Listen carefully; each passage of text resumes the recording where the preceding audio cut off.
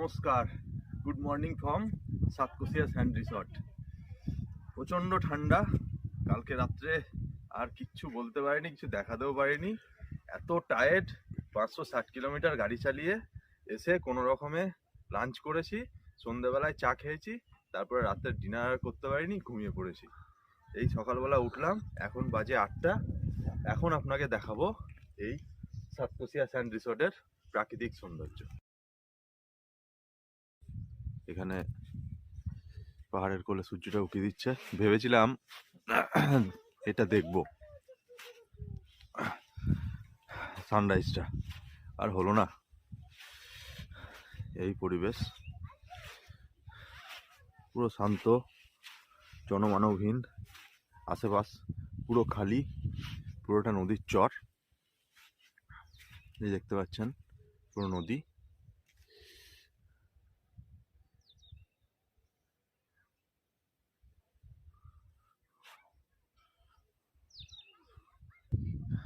এটা sunrise point. দূরে এদিক থেকে অ্যাকচুয়ালি এদিক থেকে সূর্যটা ওঠে, এদিক থেকে সূর্যটা ওঠে, এখান থেকে দেখা যায়। কিন্তু আর আজকে সময় হয়নি, কারণ এত টায়ার্ড ছিলাম যে ঘুমিয়ে পড়েছি। আর উঠতে উঠতে 7টা বেজে গেল, ততক্ষণে সূর্য উঠে গেছে। কোলাহলপূর্ণ জীবন থেকে বাঁচার জন্য দুদিন সবাই আপনারা আসতে পারেন স্যান্ড রিসর্টে। ওড়িশা গভর্নমেন্টের সাইট থেকে এটা বুক হয়। তা কোন সাইট থেকে বুক হয় সেটা আমি ডেসক্রিপশান বক্সে দিয়ে দেবো, আপনারা অনায়াসে বুক করতে পারেন। এবং সাধ্যের মধ্যে আমাদের মৌসুমি আইল্যান্ড কিংবা অন্যান্য বাগদা বিচ যেরকম আপনার 1200-1500 টাকা, এটা একটু কস্টলি। এটার খরচা 3000 টাকা করে এক একজনের পড়েছে, মানে এক দিন থাকা খাওয়া, ঠিক আছে, পুরো অ্যাম্বিয়েন্স নিয়ে। পুরো জায়গাটা বালিতে ভর্তি। কালকে দেখিয়েছি কীরকম লাঞ্চ দিয়েছে, ডিনারও নাকি শুনলাম চিকেন দিয়েছিল, কিন্তু এতটাই দুর্ভাগ্য যে আর সেটা আর খাওয়া হয়ে ওঠেনি। চলুন সকালে ব্রেকফাস্ট দেখি কি দিয়েছে। আপাতত চাটা তো খাই, তারপরে ব্রেকফাস্ট পরে করব।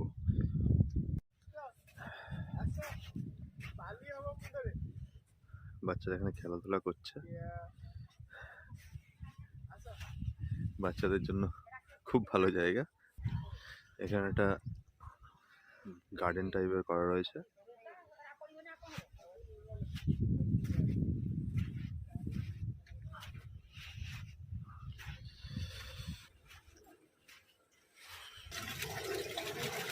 दादा चाय दीजिए एक, लाल चाय है?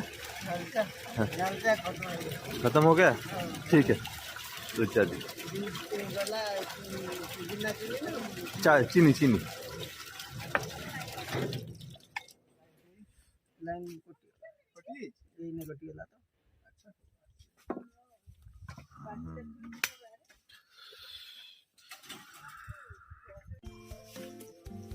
এখানে অ্যাডভেঞ্চারের কিছু আপনারা করতে পারেন, সেটা হচ্ছে ক্যানোপি ওয়াক। এর উপর দিয়ে এভাবে হেঁটে হেঁটে যেতে হবে। চলুন উঠি।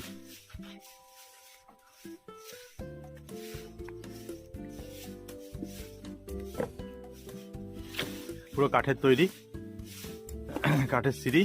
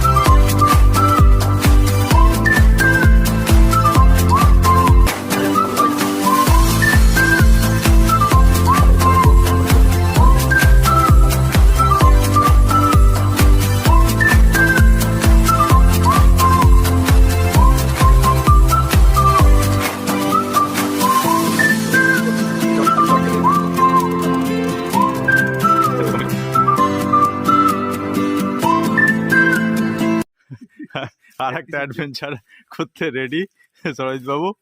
উঠছেন ওপরে।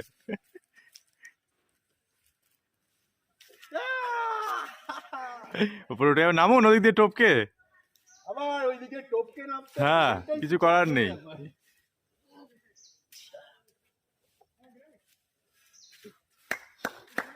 হবে হবে হবে হবে।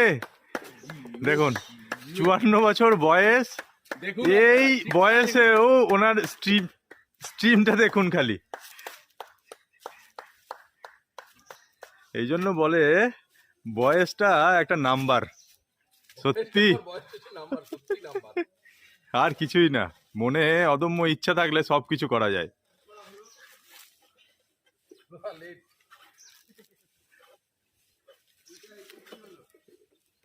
हाँ सक्सेसफुल। ब्रेकफास्ट रेडी, दिखाइए इसमें क्या है।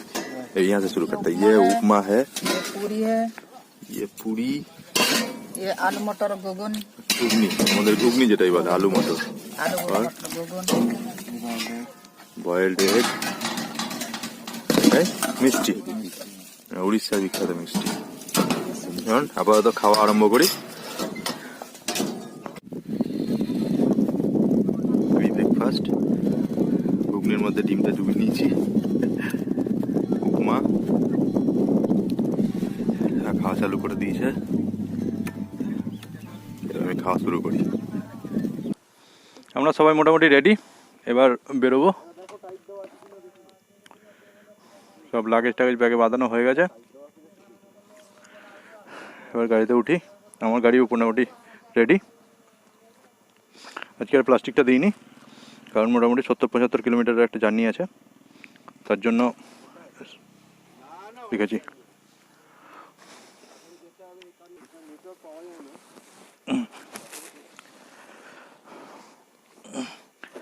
চলো রেডি। সকালে যেমন ঠান্ডা লাগছিল, এখন গরমটা একটু বেড়ে গেল। মানে বালির চট তো, ন্যাচারালি গরম লাগবেই। জয় জগন্নাথ, ওম নমঃ শিবায়, জয় বাবা লোকনাথ। দেখো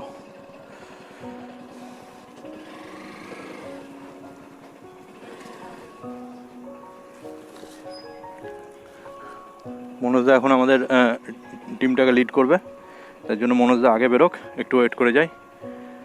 এখানকার লোকাল লোক অনেক দাঁড়িয়ে রয়েছে, সবাই দেখছে। ওকে ভাইয়া চলতে, দাদা চলতে।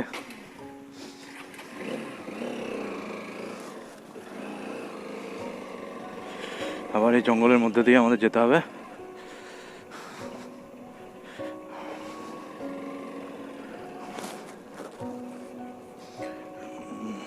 কালকে হঠাৎ করে হাঁটুতে ব্যথা হচ্ছিল খুব, কেন জানি না। বাট এই যে 600 কিলোমিটার চালিয়ে এলাম, মানে 546, এখন 546 থেকে আজকে আবার শুরু করলাম। তো একবারের জন্য কিন্তু কোমর কিংবা পিঠে ব্যথা অনুভব করিনি। বিএসএনএল ছাড়া এখানে সেরকম একটা টাওয়ার নেই।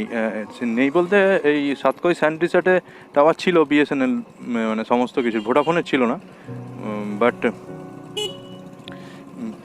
এখন যেটা যাচ্ছি চটকই, এই চটকয়ে বিএসএনএল ছাড়া আর কোনো টাওয়ার নেই, ওই জন্য মানে একটু প্রবলেম। এই রাস্তাটা জঙ্গলের মাঝখানে তো, এই রাস্তা ঠিক করে না, এই রাস্তাটা অফরোড টাইপের। আমবাগানের মধ্যে দিয়ে আমরা মোটামুটি হেঁটে চলেছি এখন, সরি বাইক নিয়ে চলেছি।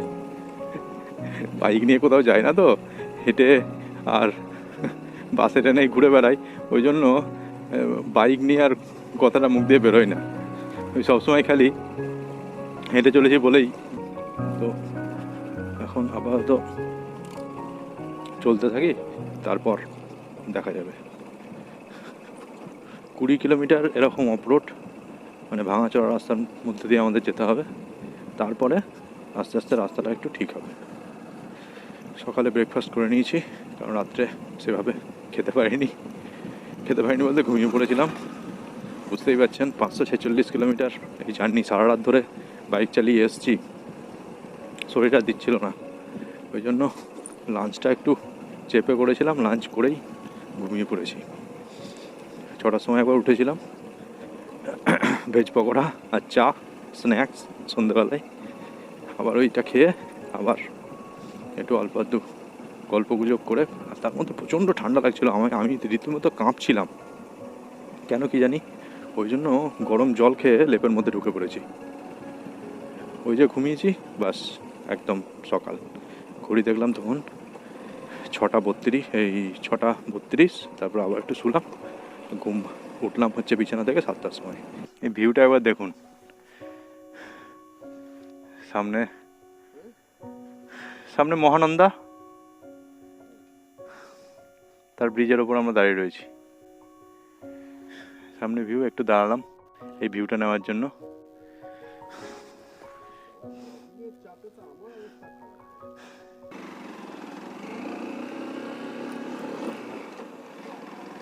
এখান থেকে দেওঝর বলছে 14 কিলোমিটার দেখাচ্ছে। তো এই যে আমরা বললাম যেটা এই ওয়াটারফলস এটা রয়েছে, এটা হচ্ছে দেওঝর ওয়াটারফলস। এটাও এরকম জঙ্গলের মধ্যে দিয়ে যেতে হবে। তো দেখি কতক্ষণ টাইম লাগে। দেখাচ্ছে তো টাইম 42 মিনিট। বাইকগুলো সব এখানে পার্কিং করে দিলাম। এবার এখান থেকে মোটামুটি একটা 800 মিটারের একটা ট্রেকিং করে তারপর দেওঝর একটা পার্কও করেছে, মেনলি এটা ড্যাম। তো আমরা এবার উঠি আস্তে আস্তে উপরের দিকে। Hello,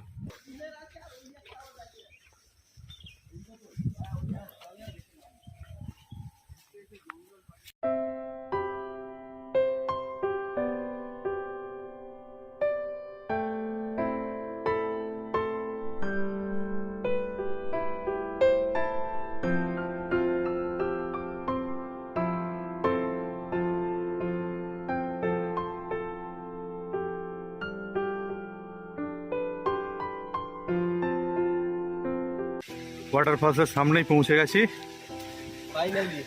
finally. ভাই 800 মিটার হাঁটার পর।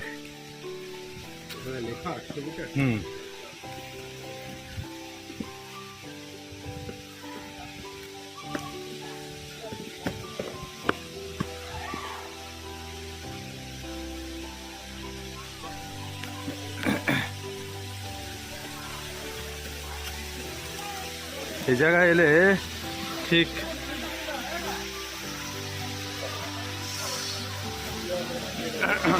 সিকিমের কথা মনে যায়, খালি মনে পড়ে ওয়াটারফলসগুলোর কথা সিকিমের। যাই হোক, এখন সিকিমে নেই, আপাতত উড়িষ্যার ওয়াটারফলস দেখি। যেমন দেওঝর ওয়াটারফলস, এখানে সব স্নান করছে, কিন্তু আমরা কোনো রকমভাবেই প্রস্তুত হয়ে আসিনি। তার কারণ আমরা প্রত্যেকেই riding pant, riding gears, jacket পরে রয়েছি, যার ফলে আমাদের পক্ষে সম্ভব নয়। আর আমরা জানিও না যে এখানে স্নান করা যায়। অনেক ট্যুরিস্ট এসছে, খুব পপুলার জায়গা এটা। এখানে প্রত্যেকেই ঘুরতে আসে, যারা উড়িষ্যার এই জিনিসগুলো জানে তারা প্রত্যেকেই ঘুরতে আসে এখানে। এবং অনেকে পিকনিক আসে, একটা পার্ক টাইপেরও আছে যেখানে পিকনিক স্পটও খুব ভালো।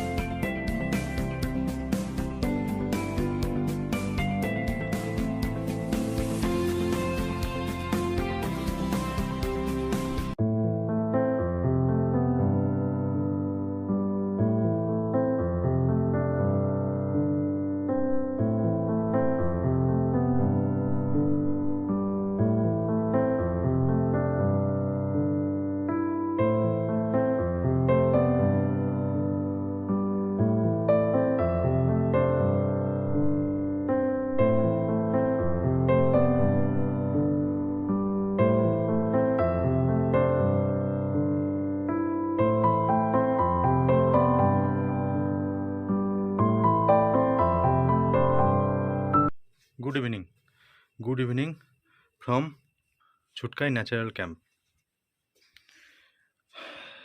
আস্তে আস্তে সন্ধ্যে 6টা বেজে গেল। মাঝখানে একটু ভুল ভ্রান্তি হয়, যার কারণে এত লেট। এসেই এত জোর খিদে পেয়েছিল, আগে খেলাম, খাবার ভিডিও তুলতে পারিনি, এত জোর খিদে পেয়েছে।